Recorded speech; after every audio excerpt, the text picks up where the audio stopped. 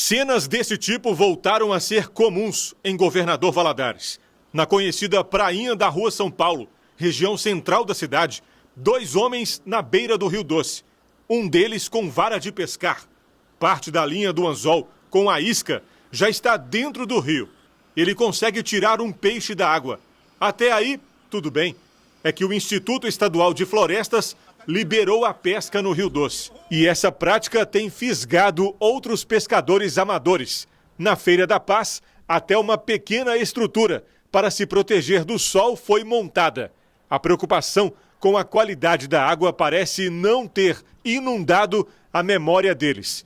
Seu Cláudio consegue pescar uma tilápia. Ele e um colega garantem, não tem medo de passar mal. Ele está contaminado mais não, já tem 1 ano e meio já, ué. O que você vai fazer com ele? Comeu ele, ué. Tem medo de passar mal, não? Não, tem não. Já pesquei, já comi. Não passou mal? Não passei mal, estou aí forte, gordo ainda, até hoje ainda. Uma pesquisa realizada pela Universidade Federal dos Vales do Jequitinhonha e Mucuri coloca em questão o consumo dos peixes da água bruta da bacia do Rio Doce. Alexandre Silvio, um dos pesquisadores, coletou amostras da água.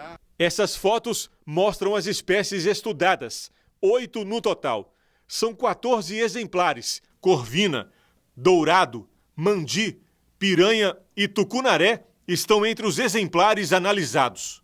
Nós coletamos algumas espécies de peixe na bacia do Rio Doce, em 3 pontos específicos: no lago da PCH Baguari, a jusante da barragem, que é aqui mais próximo de Valadares, e no Rio Corrente Grande, que deságua no lago da usina hidrelétrica de Baguari.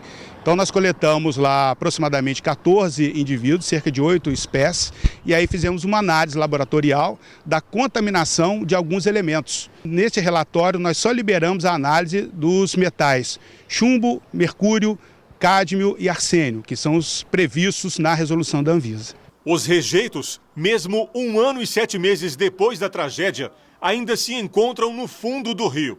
Ainda segundo o estudo, a camada de lama tem entre 50 e 70 centímetros de espessura. As análises determinaram a presença de alguns metais pesados nos peixes. Em alguns casos, percentuais muito acima dos limites toleráveis pela Anvisa, explica o professor.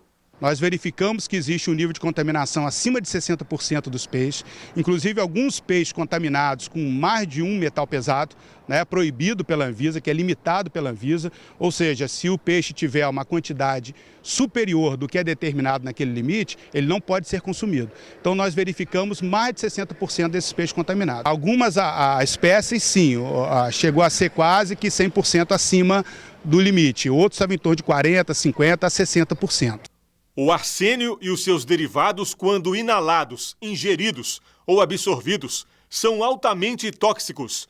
As doenças associadas à contaminação por esse elemento incluem lesões de pele, diabetes, insuficiência renal e câncer, além de prejudicar os hormônios.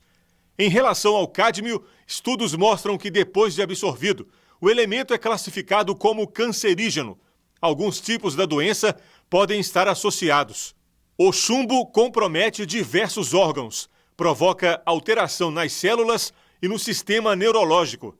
E no caso do mercúrio, tremores musculares, coceira, queimação na pele, confusões mentais e outros sintomas. Este médico ainda faz um alerta: os sintomas da contaminação no organismo podem aparecer daqui a alguns anos. Na verdade, o que há é uma impregnação crônica, lenta e progressiva desses metais dentro do organismo.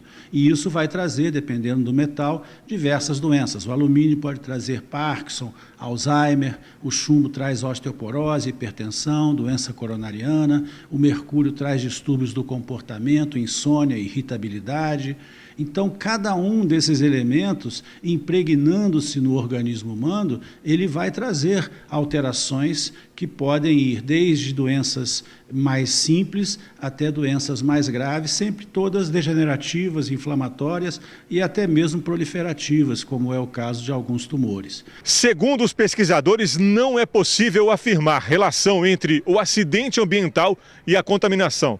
As análises foram entregues aos órgãos competentes, ao Ministério Público do Estado, ao Instituto Estadual de Florestas, que liberou a pesca para peixes que não são nativos, e à Fundação Renova, órgão criado pela Samarco para gerenciar e reparar os danos provocados pelo rompimento da barragem.